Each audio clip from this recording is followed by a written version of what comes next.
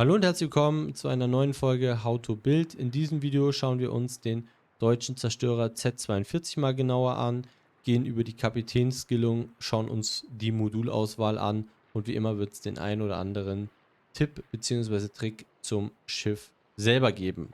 Gameplay findet ihr dann im angehängten How to Play Video. Die Z42 könnt ihr in der Waffenkammer für Stahl erhalten. Starten wir rein mit der Kapitänsskillung. Wie immer am Anfang der Hinweis, wenn ihr den Spezialkapitän habt, den Lydiens, packt den drauf. Der erhöht eure Gefechtseffizienz nochmal deutlich. Und zwar mit folgenden Skills. Zum einen Hauptbatterie Lader. Der sorgt dafür, dass, wenn ihr 140 Treffer habt, euer Reload um 7,5% verbessert wird. Der zweite Skill ist unverwüstlich. Der sorgt dafür, wenn ihr 3 Schiffe aufgeklärt habt, bekommt ihr einen Heal. Der funktioniert wie folgt. Wenn ihr zum Beispiel auf Stufe 10 seid, bekommt ihr eine Wirkdauer von 10 Sekunden und pro Sekunde heilt ihr 300 HP. Also ein Heal, der mit eurer Schiffsstufe skaliert. Dann gehen wir mal in die Kapitänsskillung rein. Als erstes präventive Maßnahme sorgt dafür, dass das Risiko eines Modulausfalls um 45% reduziert wird. Ist beim Lydiens verbessert. Normalerweise sind es minus 30% und auch die Überlebensfähigkeit der Sekundärbatterie bzw. der Flaklafetten wird nochmal erhöht um 20%. Ist hier auch verbessert um 5% im Gegensatz zum normalen Skill. Als zweiten Skill mit letzter Anstrengung. Sehr wichtiger Skill für DD-Spieler, sorgt dafür, dass euer Ruder und euer Motor noch intakt bleibt. Nicht mehr zu 100%, aber intakt. Damit könnt ihr aus gefährlichen Situationen, wenn ihr einen Motorschaden habt oder einen Ruderschaden habt, noch möglicherweise lebend rauskommen. Dann Experte der Überlebensfähigkeit ist ein Skill, der dafür sorgt, dass ihr pro Schiffsstufe 350 HP dazu bekommt. Finde ich auf DDs sehr, sehr wichtig, weil damit könnt ihr eure Überlebensfähigkeit verbessern, weil ihr mehr HP habt.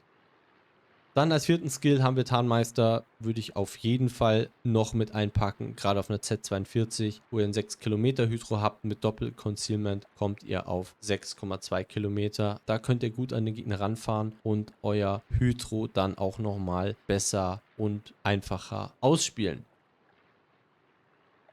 Dann als nächsten Skill Adrenalinrausch, finde ich auch, ist ein Skill, den man eigentlich immer mitnimmt, weil er dafür sorgt, dass, wenn ihr Schaden nehmt, eure Ladezeiten für alle Bewaffnungen nochmal runtergehen, beziehungsweise auch euer Flugabwehrschaden erhöht wird. Dann als nächstes habe ich Hauptbatterie und Flugabwehrexperte. Sorgt nochmal dafür, dass eure Range nochmal ein bisschen besser ist. Damit könnt ihr euch zum Beispiel beim Open Water Gunboating ein bisschen leichter tun. Ist ein Skill, wo man sagen kann, ist nicht unbedingt notwendig auf der Z42, ist eher was dem Komfort dann dient. Dann Hauptbatterie und Flugabwehrspezialist ist wieder ein Skill, der lohnt sich auf der Z42 wirklich sehr. Ihr bekommt einen besseren Reload, das ist eigentlich der Hauptbenefit, den ihr aber auch dann im Smoke und Open Water nutzen könnt. Vorteil zum Fearless Brawler, wo ihr im Smoke keinen Bonus bekommt.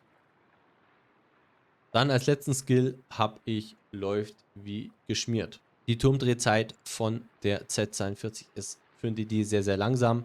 Mit 17,2 Sekunden dürfen wir jetzt nicht vergessen, der ist schon gebufft. Ihr habt normalerweise mehr. Gerade im Nahkampf könnt ihr da Probleme haben, wenn der Gegner DD relativ schnell ist und beweglich und ihr kommt dann mit dem Drehen der Türme nicht hinterher. Ist auch wieder eher ein Komfort-Skill. Wenn ihr sagt, ich habe mit dem Turmmanagement gar keine Probleme, ich bin immer on point, dann braucht ihr den 1er-Skill nicht unbedingt. Was uns zu möglichen Alternativen bringt.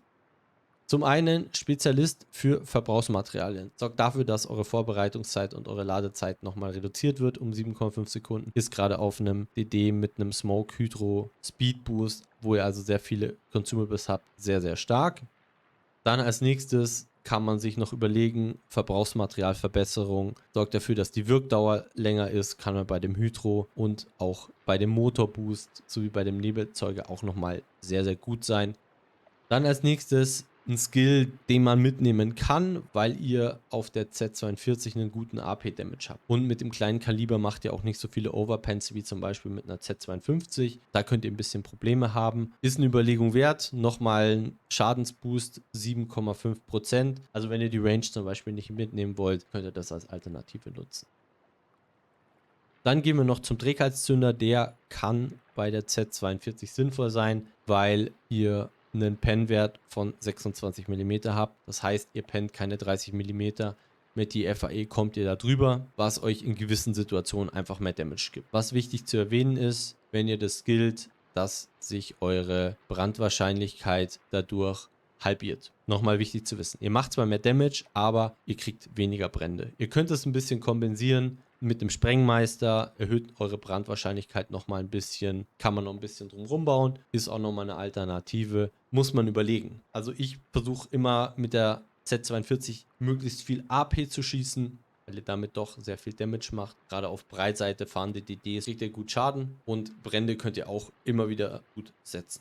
Dann als Alternative, wenn ihr jemand seid, bei dem immer die Schiffsverbrauchsmaterialien zur Neige gehen, dann würde ich euch einen Inspekteur empfehlen. Damit kriegt ihr nochmal +1 Aufladung auf eure Verbrauchsmaterialien. Kann sinnvoll sein. Gerade in langen Games könnt ihr schon das Problem haben, dass euch da das ein oder andere Consumable ausgeht. Kurz noch zu den Torpedo-Skills würde ich euch bei der Z42 nicht empfehlen. Zum einen habt ihr nur eine sehr kurze Torpedoreichweite mit 10 Kilometern. Auch euer Schaden ist nicht besonders gut. Auch die Geschwindigkeit ist jetzt nicht besonders herausragend. Deswegen lasst die Finger davon, geht voll auf die Guns, weil die sind wirklich das Herzstück dieses Schiffs. Dann würde ich sagen, hüpfen wir zu den Modulen.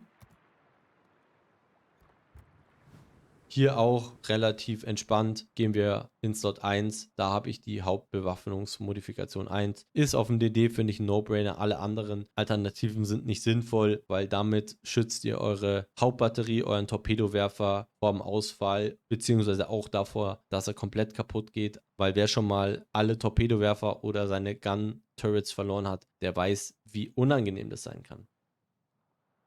Dann in Slot 2 habe ich die hydroakustische Suche Modifikation 1. Erhöht nochmal eure Wirkdauer eures Hydros um 20%. Ich hatte die Kohle übrig, habe gesagt, okay, das ist für mich ein Modul, was passt. Als Alternative könnt ihr, wenn ihr keine Kohlemodule habt, könnt ihr das Schutzsystem für Manövrierbarkeit einbauen. Das ist ein super Trade, weil er wieder euren Motor und euer Steuergetriebe schützt.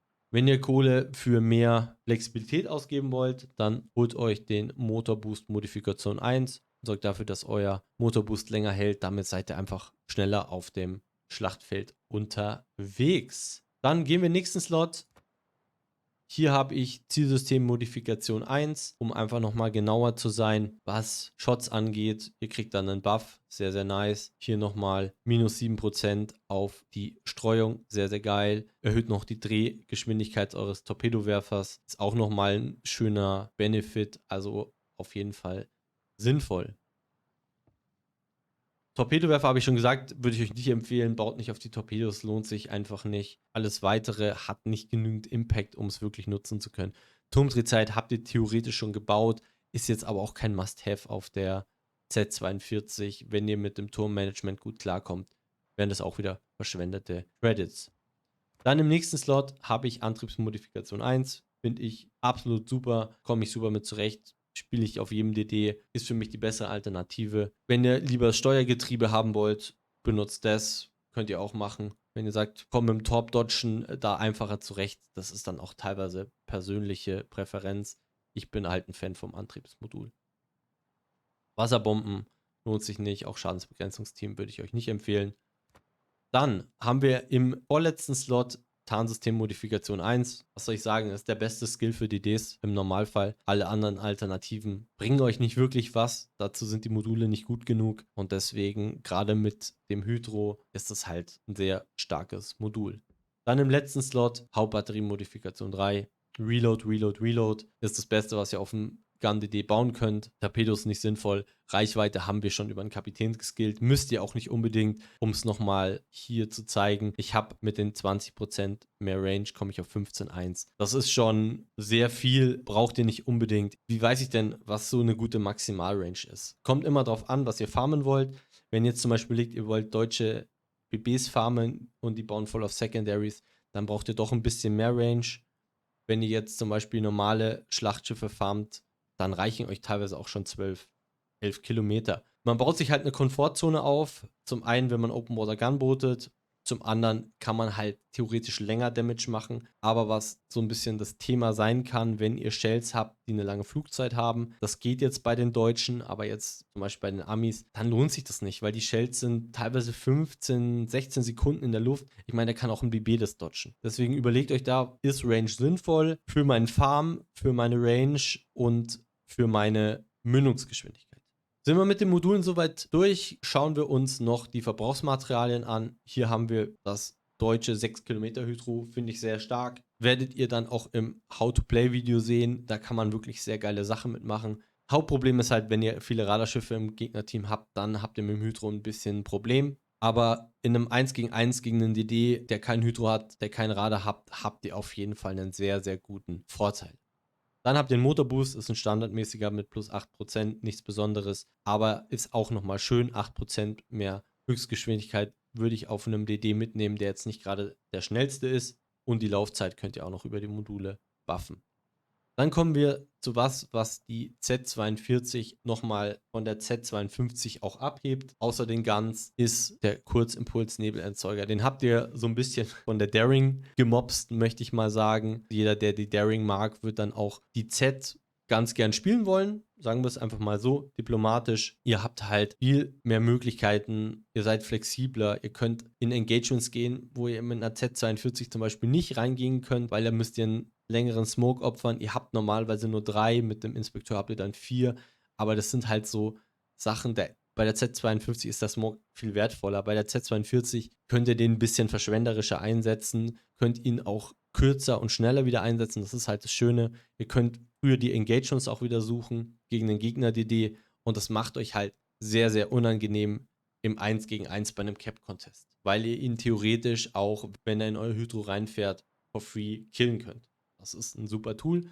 und davon leben auch die deutschen DDs in den Matches. Schadensbegrenzungsteam, ganz klassisches DD-Begrenzungsteam, wirkt auch von 5 Sekunden. Hier auch nochmal der Hinweis, gerade auf einem DD ist das Schadensbegrenzungsteam-Management sehr, sehr wichtig, weil ihr habt nur 5 Sekunden, wenn ihr das zu früh zieht, kann sein, dass ihr einen Zweifach-Brand bekommt oder wieder ein U-Boot-Ping. Leider ist das Schadensbegrenzungsteam bei World of Warships sehr überladen und deswegen ist es umso wichtiger, das richtig dann auch zu managen. Zu den Flaggen. Es gibt nur eine wirkliche Flagge, die ihr immer drauf haben solltet, wenn ihr nicht Spiele wegwerfen wollt oder eine Runde haben wollt mit 0 Damage. Und das ist die Deto-Flagge. Macht die drauf, macht die auf Autokauf, dass ihr die immer dabei habt. Ich sag mal, so im Zufallsgefecht muss man sie nicht unbedingt haben, aber wenn ihr CW spielt, wenn ihr Ranked spielt, wo ihr wirklich über Siege das Game spielt, nicht unbedingt über ein Damage. Na, ihr wollt ja gerade im Ranked schnell hochkommen oder im CW wollt ihr die Games gewinnen. Da ist ja der individuelle Schaden jetzt nicht so wichtig. Dann tut eurem Team den Gefallen und detoniert einfach nicht. Sonst bei den Flaggen schaut, wie viel Credits ihr habt. Voll beflaggt zu fahren ist sehr, sehr teuer. Ich weiß, das können sich nur die Spieler leisten, die schon einen gewissen Puffer in ihren Credits aufgebaut haben. Aber da, wenn ihr viele Flaggen übrig habt, benutzt die einfach. Kauft sie über den Gutschein, ist auch nochmal eine gute Alternative. Und dann werdet ihr auch eigentlich genügend Flaggen immer zur Verfügung haben. Das war mein Video zur Z42. Ich hoffe, es hat euch gefallen. Ihr konntet was mitnehmen. Wenn ja, lasst doch gerne ein Like bzw. einen Kommentar da, wenn ihr noch Fragen habt zum Schiff oder ich irgendwas vergessen habe. Über ein Abo würde ich mich auch sehr, sehr freuen. Und dann sehen wir uns auch im nächsten Video auf meinem Kanal wieder. Die Mütze ist raus. Macht's gut. Bis zum nächsten Mal. Ciao. Ciao.